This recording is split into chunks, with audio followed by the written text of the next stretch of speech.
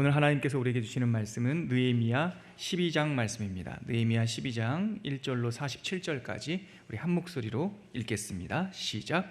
스알디엘의 아들 스룹바벨과 예수아와 함께 돌아온 제사장들과 레위 사람들은 이러하니라. 제사장들은 스라야와 예레미야와 에스라와 아마랴와 말룩과 핫두스와 스가냐와 르음과 무레못과 이또와 긴느도이와 아비야와 미야민과 마야다와 밀가와 스마야와 요아립과 여다야와 살루와 아목과 힐기야와 여다야니 이 상은 예수아 때의 제사장들과 그들의 형제의 지도자들이었느니라. 레위 사람들은 예수아와 빈누이와 간미엘과 세레바와 유다와 마따냐니 이 마따냐는 그의 형제와 함께 찬송하는 일을 맡았고 또 그들의 형제 박부가와 운노는 직무를 따라 그들의 맞은편에 있으며 예수아는 요아김을 낳고 요아김은 엘리야십을 낳고 엘리야십은 요야다를 낳고 요야다는 요나단을 낳고 요나단은 야뚜아를 낳았느니라.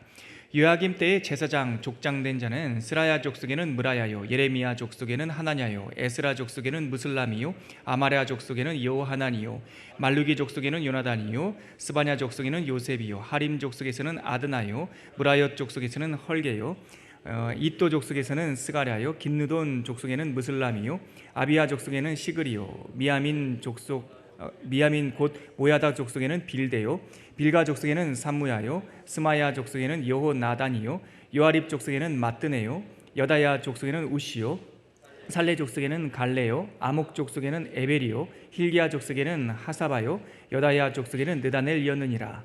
엘리야십과 요야다와 요하난 야뚜아 때의 레위 사람의 족장이 모두 책에 기록되었고 바사왕 다리오 때의 제사장도 책에 기록되었고 레위 자손의 족장들은 엘리야십의 아들 요하난 때까지 역대지략에 기록되었으며 레위 족속의 지도자들은 하사바와 세레바와 간미엘의 아들 예수아라.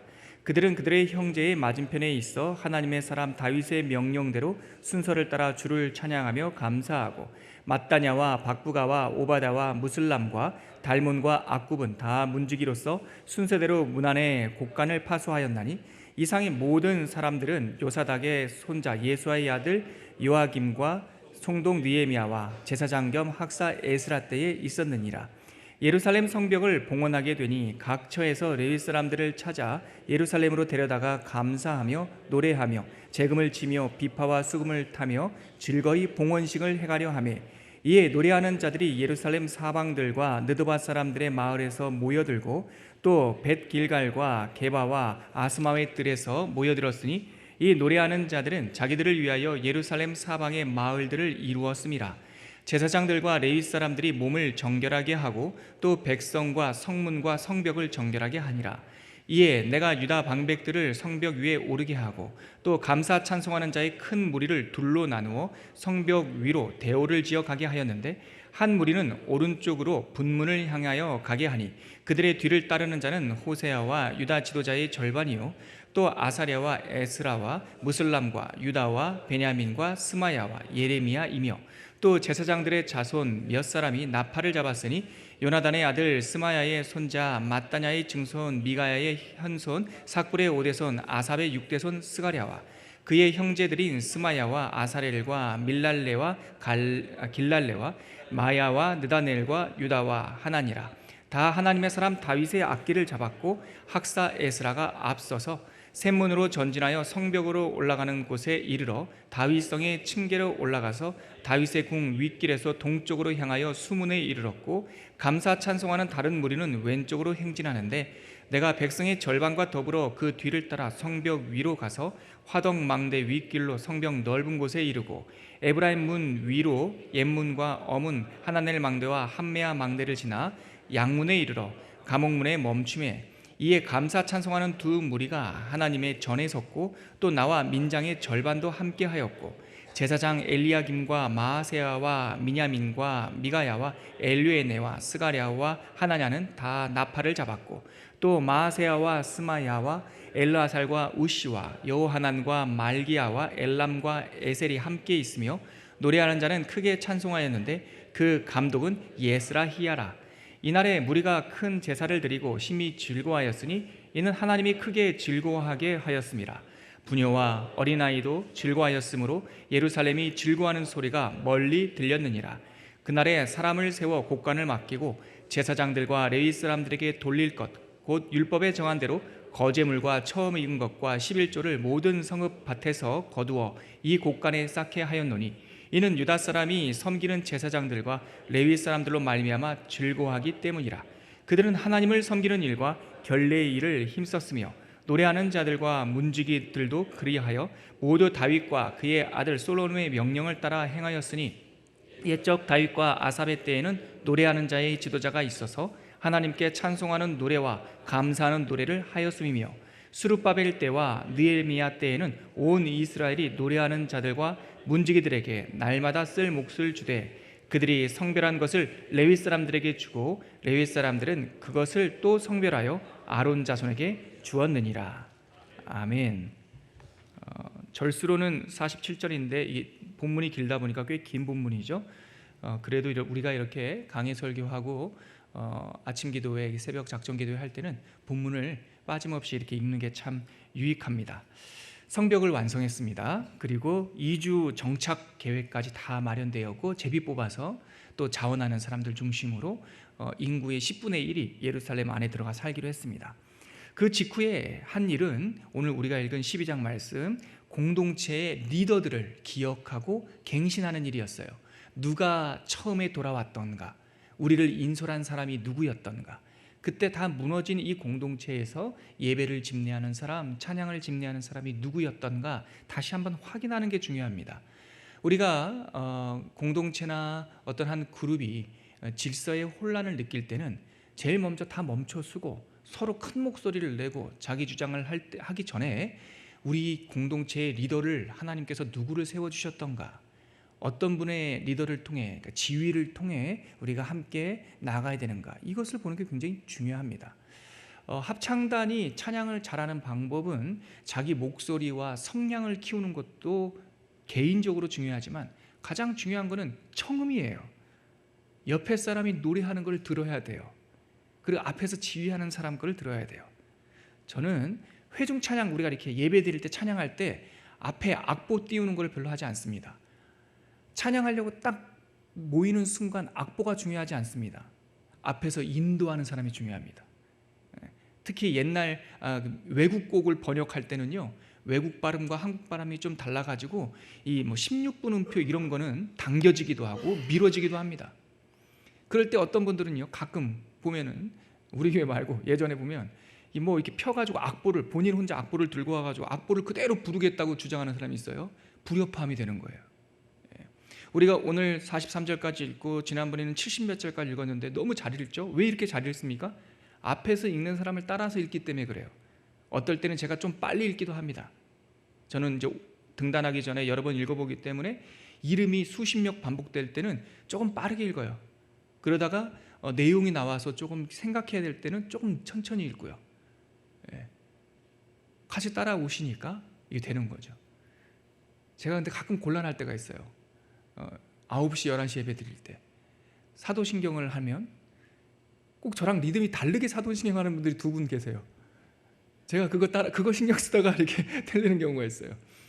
자기 리듬이 중요하지 않아요. 공동체가 함께 재건될 때, 공동체가 재건될 때는 앞에서 지휘하는 사람, 인도했던 사람, 역사, 리듬이 중요한 거예요. 그래서 정착 계획을 세운 다음에 보니까 우리 먼저 1절부터 7절까지 7절까지 보면 스알디엘의 아들 스룹바벨과 예수와 여호수아입니다. 그 당시에 대제사장 1세대들의 귀한 명단이 쭉 나와요. 이 사람들은 벌써 1세대, 우리 아버지, 할아버지 세대예요. 그들의 명단을 먼저 기록해요. 이분들은 성벽 재건할 때 돌멩이나 나무 하나 나르신 분들이 아니에요. 옛분들이에요.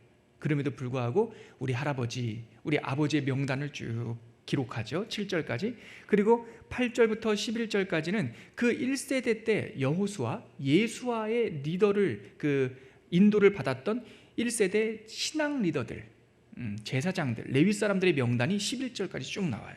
그리고 12절서부터 22절, 그때 이 예수아의 아들, 우리 10절 한번 보시겠어요? 12장 10절 시작할 때 어떻게 기록되어 있습니까? 예수아는 요야김을 낳고 이 1세대 대제사장 여호수아가 요야김을 낳았다는 거죠.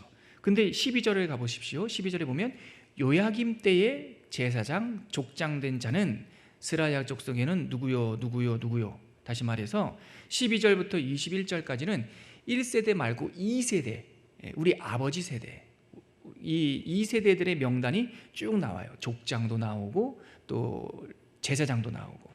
그리고 22절서부터 26절까지는 엘리야십과 요야다, 그리고 요하난과 얏두아를 비롯한 이제 느헤미야를 중심으로 성벽 재건에 힘썼던 신앙 공동체 리더들, 그리고 앞장섰던 사람들의 명단이 22절부터 26절까지 나와요. 그러니까 우리가 좀 읽기 힘들었던 1절부터 26절은요, 고개 들고 저를 한번 보시면 제가 다시 설명해 드릴게요. 스룹바벨을 비롯해서 정치 지도자 스룹바벨, 총독 스룹바벨과 신앙 지도자 여호수아를 비롯한 1세대 명단, 그리고 그 밑에 여호수아, 그러니까 예수아를 중심으로 한 신앙의 리더들, 그리고 그 다음에 요하난, 여호수아의 아들 요하난 아버지 세대들의 명단, 그리고 그 다음에는 이제 엘리야십과 요야다, 요하난, 얏두아를 비롯해서 느헤미야, 지금 느헤미야와 함께 성벽 재건에 앞장섰던 리더들 명단을 딱 기록한 거예요. 뭘 하기 위해서? 하나님께 지금 완성된 이 시티, 이 도성을 봉헌하기 위해서. 여러분, 오늘 우리가 누리고 있는 역사, 오늘 우리가 누리고 있는 이 열매들은 조상 때부터 쌓아온 역사의 결과예요. 우리가 잘나서 얻어진 게 아니라 오늘 이 성벽의 완성은 52일밖에 안 걸렸지만 스룹바벨 때부터, 조상 때부터 쌓아온 이 귀환의 역사의 열매이기 때문에 자기네들만 잔치하는 것이 아니라 할아버지 때부터, 아버지 때부터 지금까지. 그래서 항상 교회는 교회사의 그 생명의 강수, 생수의 강, 교회의 그 흐름들과 단절되면 안 돼요. 하늘에서 뚝 떨어진 교회는 없습니다, 여러분. 우리 초원교회가 인천에서 지금 이렇게 한 지역을 담당하는 교회가 되었는데, 우리는 하늘에서 특별하게 무슨 영권이 있어서 몇 사람 구별해서 뚝 떨어진 게 아니에요. 그렇게 되면 이상한 쪽으로 가요. 우리는 다 예수 그리스도의 골고다의 십자가서부터 어거스틴, 그리고 수많은 사막의 신앙의 선배들, 그리고 종교개혁자들, 깔뱅을 비롯해서 또 미국의 대각성 운동을 일으켰던 조나단 에드워드, 그리고 수많은 경건주의자들, 우리 장로교회 헌신했던, 한국교회에 헌신했던 순교자들, 주기철 목사님을 비롯해서 수많은 순교자들, 한경직 목사님과 또한 옥하는 목사님과 우리 선배 목사님들, 그런 우리가 한 번도 만나보지 못했다 할지라도 그분들의 신앙적 노력, 그분들의 밭가는 수고, 이런 걸 통해서 오늘 우리가 존재하는 거죠. 성벽을 봉헌하기 위해서 백성들이 결정한 것은 1세대부터 시작해서 지금까지 우리는 어디에 뿌리를 두고 있는가, 이걸 이렇게 쭉 찾는 거죠. 찾고 나서 드디어 성벽을 봉헌합니다. 우리 27절부터 29절까지 이들이 성벽 봉헌을 위해서 준비하는 내용을 한번 읽어볼까요? 시작. 예루살렘 성벽을 봉헌하게 되니 각처에서 레위 사람들을 찾아 예루살렘으로 데려다가 감사하며 노래하며 재금을 치며 비파와 수금을 타며 즐거이 봉헌식을 행하려 하매, 이에 노래하는 자들이 예루살렘 사방들과 느도바 사람의 마을에서 모여들고 또 벳길갈과 게바와 아스마의 들에서 모여들었으니 이 노래하는 자들은 자기들을 위하여 예루살렘 사방의 마을들을 이루었습니다. 와, 이제 봉헌하기 위해서 이 예배를 주관하는 레위 사람들을 각 사방에서, 특별히 중요한 단어는 찾아냈다는 거예요. 찾아가서 모아서 예루살렘 주변에 모이게 했더니 그 예루살렘 주변에 마을을 이룰 정도로 많은 사람들이 모였어요. 드디어 봉헌식을 시작합니다. 봉헌식을 시작하는 첫 구절이 30절이에요. 같이 읽겠습니다. 시작. 제사장들과 레위 사람들이 몸을 정결하게 하고 또 백성과 성문과 성벽을 정결하게 하니라. 여러분, 성벽을 하나님께 도시를 봉헌하는 첫 번째 일은 정결하게 하는 거예요. 청소하게 하는 겁니다. 깨끗하게 하는 거예요. 52일 만에 이 성벽을 재건하는 일은요, 사실 전쟁과 같았습니다. 실제로 그들은 우리가 지난 시간 살펴봤듯이 전쟁을 준비하듯이 한 손에는 칼, 한 손에는 이 쟁기를 들고 일을 했죠. 전투하듯 역사를 맞추었습니다.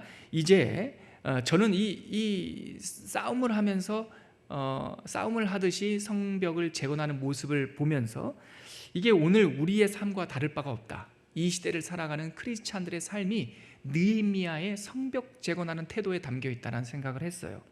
사람들이 늘 바쁘다 그러죠. 분주하다 그래요. 요즘에 저는 별로 이렇게 좋아하지 않기 때문에 우리 성도님들은 이렇게 조심하시는데, 저한테 목사님 바쁘시죠? 이 말 제가 별로 안 좋아해요. 일은 많고 또 뭐 해야 될 일이 여러 개 있다 할지라도 바쁘다는 말 들으면은 그냥 저는 반사적으로 나쁘다 이게 그냥 떠올라요. 그래서 바쁜 목사는, 유진 피터슨 목사님께서 표현했듯이 바쁜 목사는 나쁜 목사예요. 여러분, 하나님께서 맡겨주신 일들을 성실하게 하는 것과 바쁜 거는 다른 거예요. 제가 신대원에 있을 때도 참 안타까운 동생들을 봤는데 뭐가 바빠요. 늘 바빠요. 이 친구가 오라고 하면 거기 가야 되고, 저 사람들이 축구하자고 하면 저기 가야 되고, 저 사람들이 뭐 어디 좀 가자고 하면 저기 가야 되고, 학교에서 뭐 이렇게 총장 좀 찾아가겠다 하면 또 따라가야 되고, 늘 바빠요. 그리고 나서 F 맞아요. 그리고 학교를 제적당해요. 아이고, 어떡합니까? 바쁘면 안 돼요, 여러분. 세상의 풍조가 바쁜 거는 잘 사는 거 이렇게 착각하게 하는데 아니에요. 열심으로 사는 것은 잘못된 일이 아닙니다. 하지만 분주한 것은 나쁜 겁니다. 왜 분주합니까? 중심을 지키지 못했기 때문에 분주한 거예요. 중심을 지켜내는 것은 우리가 어떠한 힘, 어떠한 능력을 갖고 있는지를 보여주는 거예요. 저는 우리 교역자들, 특히 목회자들에게 가장 중요하게 생각하는 것은 분주하지 않는 거예요. 어떤 사람도요 동시에 두 가지 일을 할 수 없어요. 이거는 심리학 연구하는 사람들이 결론을 내린 거예요. 어떤 사람이 멀티플레이 한다고 그러죠? 아닙니다. 동시에 두 개 할 수 있는 사람은 없습니다. 동시에 두 개 하면 분열돼요. 그럼 어떤 사람들은 왜 많은 일들을 그렇게 성과 있게 합니까? 스위칭을 잘하는 거예요. 이 일을 할 때는 이 일 집중, 그거 끝나고 이 일 할 때는 이 일 집중, 그거 끝나고 다음 거 하는 거예요. 그렇기 때문에 뭐가 중요한지 우선순위를 알아요. 그런데 분주하고 바쁜 사람은요, 수학 공부할 때 영어 생각하고, 영어 공부할 때 수학 생각하고, 친구들하고 도시락 먹을 때 운동장 나갈 생각하고, 정신이 분열되어 있어요. 그렇기 때문에 뭐 하나 하더라도 항상 이상하게 완성이 안 돼요. 뭔가를 빼먹어요. 전환을 해야 돼요. 이거 할 땐 이거 집중. 근데 사명자는 이게 가능해요. 사명자는요, 과거에 묶인 사람도 아니고 미래를 걱정하는 사람도 아니에요. 사명자는 제가 늘 말씀드리죠, 오늘에 집중하는 사람이에요. 오늘을 거룩하게 살면 내일도 거룩하게 될 수 있는 가능성이 너무 높아요. 근데 오늘에 집중하지 않으면 항상 내일 걱정 때문에 오늘을 실패해요. 그래서 주님께서 내일 일은 뭐라고 말씀하셨습니까? 내일 일은 내일이 걱정하게 해라. 오늘 집중하는 거예요. 분주한 까닭은 중심을 못 잡았기 때문이죠. 그러면 그리스도인들에게서 가장 중요한 중심이 뭡니까? 정결함이에요. 이게 제가 방금 말씀드렸던 집중력이에요. 생각이 정결한 거예요. 생각이 지저분하지가 않아요. 하나님께 CT를 봉헌할 때 첫 번째 한 일이 정결하게 하는 일이었다고요. 깨끗하게 하는 일이었다고요. 많은 사람들이 왜 성공의 문턱에서 넘어집니까? 왜 실패합니까? 왜 거기까지 올라가서 거기서 실패합니까? 몸이 망가지든지 아니면은 윤리적으로 망가지든지, 국회의원들이 그 많은 명예를 쌓고 그 많은 재산을 모았는데 왜 돈 1,000만 원 잘못 받아가지고 감옥에 가서 인생이 무너집니까? 정결하지 않아서 그런 거예요. 깨끗하지 않아서. 돈 1,000만 원이 그들에게 너무나 큰 돈이기 때문에 받은 게 아니라 그거 부정한 습관 때문에 그러는 거예요. 그래서 많은 분들이 쌓아놓고 거기까지 올라가서 쓰러지는 걸 보면 대부분 다 정결의 문제였던 거예요. 성벽을 하나님께 봉헌할 때 첫 번째 한 일이 뭐라고요? 정결하게 하는 일이었어요. 거룩의 능력을 그래서 우리가 회복해야 돼요. 하나님께서 거룩하라 거룩하라는 까닭은 세상과 구별되라 폼 잡으라는 뜻이 아니라 거룩이야말로 진짜 성공할 수 있는 방법이에요. 거룩하고 생각이 집중되고 정결해야지 정말 한 가지라도 제대로 할 수가 있는 거예요. 거룩해야지 오래 성공할 수 있어요. 거룩해야지 그 성공을 지속적으로 잘 관리할 수 있어요. 예전에 가정교육의 첫 번째 시작이 뭐였습니까? 야 서은아, 방 정리해라, 책상 정리해라. 군대 가면 제일 먼저, 군대 가는 친구들이요 어린아이가 20살이에요. 나이 많은 사람들은 29살, 30살 된 사람도 들어오고요. 다 큰 사람들이에요. 아주 명문 유수대학교 나온 사람도 있어요. 근데 군대 들어가면 첫 번째 알려주는 게 뭡니까? 관물대 정리예요. 사물함 정리예요. 저 깜짝 놀랐습니다. 저는 어렸을 때 만 20살에 군대 가서 별로 자존심 상하지 않았지만 군대 처음 가니까 들어와서 가르쳐주는 게 속옷 개는 법을 알려줘요. 속옷 개는 법. 그리고 군대 용어로 각을 맞춰라 이래요. 사이즈를 딱 맞추고. 왜 그렇습니까? 우리는 군인들은요, 사람을 인명을 살상할 수 있는 총과 무기와, 저는 전차부대에 있었는데 탱크 이런 걸 다루기 때문에 자기 속옷 하나 갤 줄 모르면요, 총기 들고 있다가 실수해요. 속옷이 중요해서 속옷 개는 법을 가르쳐주는 게 아니라 그것을 정결하게 못하면 총기 사고 나요. 그것을 정리하지 못하면 큰 인명사고가 나요. 그것을 잘 정리하지 못하면 휴전선이 무너져요. 그렇기 때문에 군대 가면 제일 먼저 해야 되는 것이 속옷 개는 법, 군화 닦는 법, 관물대 정리하는 법, 심지어는 냄새 나니까 여름에는 남자들이 70명, 80명 모였으니까 얼마나 냄새 납니까? 냄새 안 나려고 하는데 어떻게 닦았냐면 그 장판 바닥을, 자는 곳을 치약을 쫙 묻혀가지고 치약으로 장판 바닥을 닦았어요. 과하죠? 근데 그렇게 과했기 때문에 전선이 무너지지 않는 거예요. 정결함. 전투하듯이 완성해낸 이 도성을 하나님께 올려드릴 때 첫 번째 한 게 뭐라고요? 레위인과 그리고 그들의 몸을 정결하게 하고 백성과 성문과 성벽을 정결하게 했다. 하나님의 거룩함의 능력이 저와 여러분들의 삶 속에 향기로 흘러넘치기를 주의 이름으로 축원합니다. 거룩하시길 바랍니다. 틈을 주지 마십시오. 우리 초원교회가 부흥의 첫 시작을 하는 징조가 뭐냐면 사방이 깨끗해질 겁니다. 향기가 날 겁니다. 최근에 택배 배달하시는 분들이 초원교회 매년 했던 분들이에요. 저는 아주 기분 좋은 소식을 들었어요. 택배 하시는 분이 최근에 우리 초원교회 와가지고 이 교회는 왜 이렇게 깨끗해요? 진짜 그랬어요. 로비에서 사무실까지만 들어왔는데 사무실에서 향기가 나요? 부흥의 조짐이죠.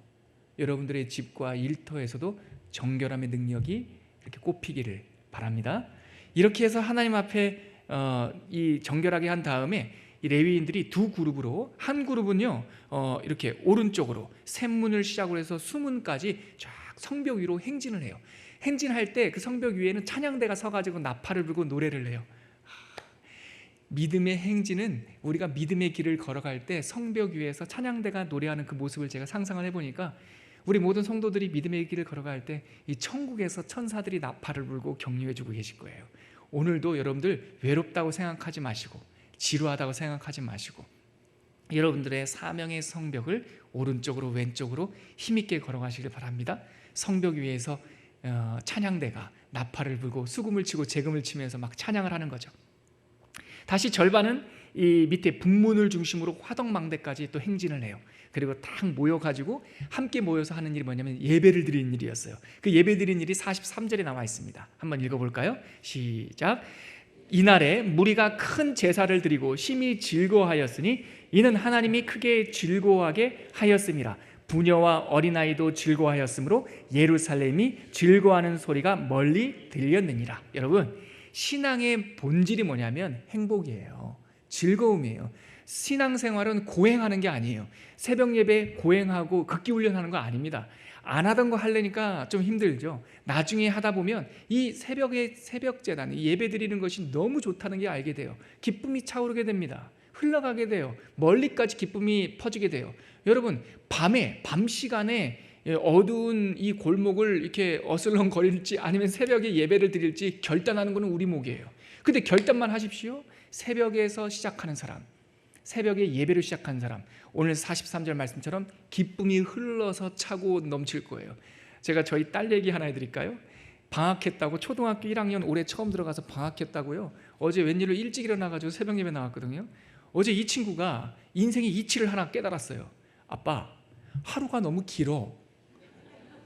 와, 아니 곧장 하루 나오고 나와서 하는 거예요. 아빠, 하루가 길어. 아침 새벽 예배 나갔는데 어제 같아. 어제 제가 수요 예배 끝나고 같이 손잡고 가는데 새벽 예배 간 게 어제 같아. 그래서 제가 뭐라고 얘기했냐면 서은아, 그것이 갑절에 복받는 사람, 기도하는 사람의 기쁨이야. 기도하는 사람은, 새벽을 깨운 사람은 하루를 2배로 살아. 아빠는 11시 되기 전에 하루 일 다 하고 내일 일 오후에 해. 아, 2배야? 2배야. 그게 새벽 예배의 기쁨이에요. 아침 예배의 기쁨이에요. 여러분, 밤에 일찍 주무시고 밤문화 근절하시고 새벽을 깨워서 하루를 2배로 사는 갑절의 은혜가 있기를 바랍니다. 기쁨이 차고 넘쳤습니다. 우리 같이 기도할게요. 오늘은요, 긴 말씀 43절까지 읽었지만 2가지를 붙잡고 기도하겠습니다. 하나님, 정결하게 하여 주시옵소서. 거룩의 능력을 회복하게 하여 주시옵소서. 하나님, 기쁨이 차고 넘치게 하여 주시옵소서. 고행으로, 수행으로 신앙생활하는 것이 아니라 감사와 기쁨으로 하나님의 믿음의 그 길을 걸어가게 하여 주시옵소서. 이렇게 한번 기도하겠습니다.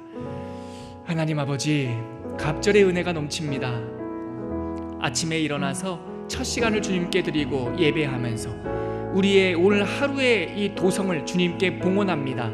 하나님, 찬양과 수금과 비파와 재금의 소리가 울려 퍼지게 하여 주시옵시고 하나님의 기쁨의 소리가 멀리까지 흘러갈 수 있도록 우리의 삶을 구별하여 주시옵소서. 하나님, 우리 가운데 정결함이 회복되게 하여 주시고 거룩함이 회복되게 하여 주시옵시고 깨끗함과 구별됨을 통하여서 거룩의 능력이 우리 모든 성도들의 삶에 충만하게 임할 수 있도록 은혜 내려 주시옵소서. 하나님 아버지, 너희는 거룩하라. 내가 거룩하니 너희도 거룩하라. 말씀하신 이 명령, 우리의 삶의 지표로 삼을 수 있도록 인도하여 주시옵소서. 우리가 하나님의 오늘의 삶을 하나님의 도성으로 봉헌할 때에 기쁨이 차고 흘러 넘칠 수 있도록 인도하여 주셔서 갑절의 은혜, 갑절의 기쁨으로 많은 사람들까지 도와줄 수 있는 하나님의 친백성들 되게 하여 주시옵소서. 이제는 십자가에서 모두 다 봉헌하여 다시 얻는 부활의 첫 열매가 되신 예수 그리스도의 은혜와 하나님 아버지의 마르지 않는 그 사랑과 성령 하나님의 오늘도 동행하시는 이 은총이 오늘 느헤미야의 이 성벽 봉헌식을 읽으면서 하나님, 정결하게 하여 주시옵소서. 거룩하게 하여 주시옵소서. 기쁨이 차서 흘러넘치게 하여 주시옵소서. 이렇게 소망하는 당신의 백성들 머리 위에 지금부터 영원까지 함께 계시기를 간절히 축원하옵나이다. 아멘.